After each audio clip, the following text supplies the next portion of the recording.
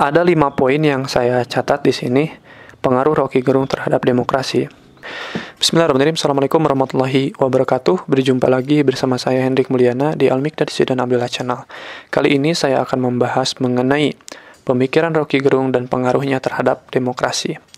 Nah, Rocky Gerung menggarisbawahi bahwasannya di era informasi ini, di era bombardemen informasi ini, muncul fenomena post-truth, yakni benar karena percaya, bukan benar karena fakta objektif, seperti itu. Jadi orang hanya mempercayainya saja tanpa menggali sebuah fakta. Maka dari kebiasaan ini muncullah kebencian ya gitu ya, saling bully lah, situ pembulian. Maka Rocky Gerung menawarkan jargon akal sehat. Kemampuan debat Rocky Gerung di publik itu memang tidak bisa diragukan lagi.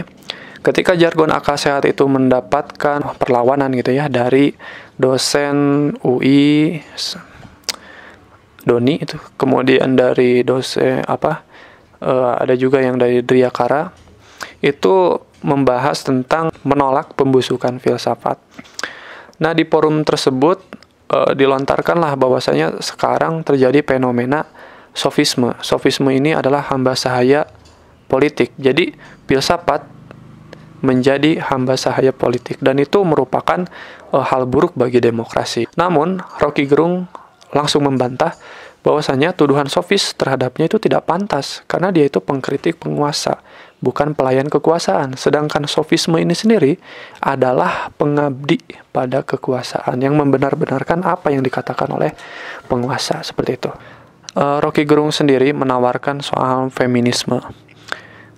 Feminisme ini sendiri tentunya dihadirkan bukan sekadar untuk mengkritik, tapi juga untuk menciptakan keadilan gitu.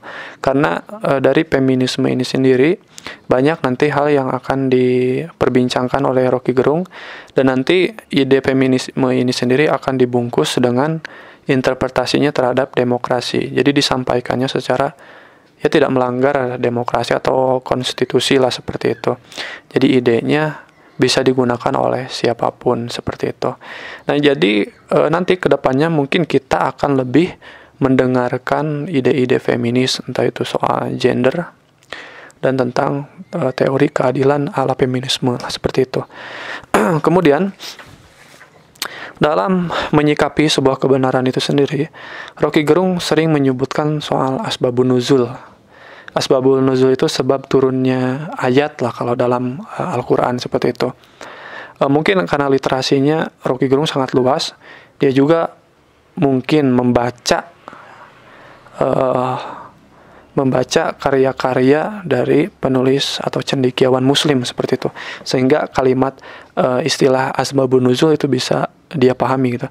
Asbabun nuzul atau sebab-sebab turunnya ayat, atau mungkin di sini Rocky Gerung ingin mengecek kembali teks yang biasanya diabsolutkan, padahal dalam sebuah teks itu selalu berkaitan dengan sosiohistoris atau kontekstualnya, seperti itu. Nah, sehingga di sana kita akan menggali arti atau makna dari kalimat atau dari teks, dari sebuah teks, seperti itu.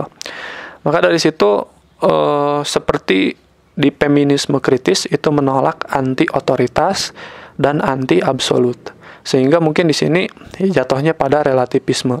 Relativisme ini sendiri ya, si subjek, kita yang meneliti kepada objek itu selalu ada subjektivitas. Jadi tidak ada objektivitas yang absolut, seperti itu, karena semua orang menafsir dan menambahkan sesuai interpretasi mereka. Nah gitu.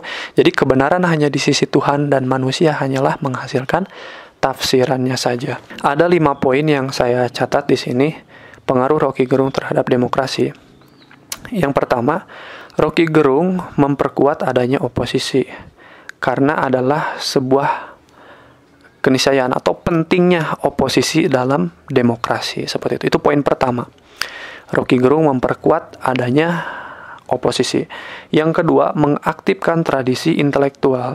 Di sini Rocky Gerung selalu memancing agar masyarakat itu menggali informasi sampai ke ranah fakta yang terdalam, sampai ke dasar yang kokoh sebagai penjelasan terakhir, mungkin seperti itu ya. Poin yang ketiga, memberikan pandangan baru terhadap demokrasi, bahwasannya ternyata kebebasan berpendapat itu seperti ini, seperti itu lah gitu. Jadi banyak hal yang dibahas oleh Rocky Gerung soal kebebasan atau pandangan baru mengenai demokrasi seperti itu dalam kritik-kritiknya terhadap kebijakan publik yang dilakukan oleh rejim saat ini. Kemudian yang keempat adalah menghadirkan keakraban interpretasi. Jadi Rocky Gerung menghadirkan sarkasme ya, seperti itu. Jadi ya kita nggak usah tegang-tegang amat gitu dalam politik. Kita juga perlulah hiburan seperti itu. Yang penting tidak berunsur atau berdasarkan hoax seperti itu. Kemudian yang kelima adalah mengaktifkan kritisme. Jadi mahasiswa terutama dianjurkan untuk kritis, yaitu untuk mengkritisi, bukan hanya mangut-mangut saja seperti itu. Karena seperti yang disampaikan oleh tadi poin 1, adanya oposisi gitu ya. Pentingnya akan oposisi untuk mengkritik rejim, dan mahasiswa juga dianjurkan untuk mengkritik kebijakan yang ada sehingga negeri ini dibangun oleh tradisi yang baik atau yang sehat seperti itu. Nah, itu saja dari saya mengenai pemikiran Rocky Gerung dan pengaruhnya terhadap demokrasi. Semoga bermanfaat dan mohon maaf bila ada kesalahan. Terima kasih telah berlangganan di channel ini. Semoga tidak bosan ya. Dan kalau ada kritik silakan ditulis di kolom komentar. Mohon maaf bila ada kesalahan. Wassalamualaikum warahmatullahi wabarakatuh.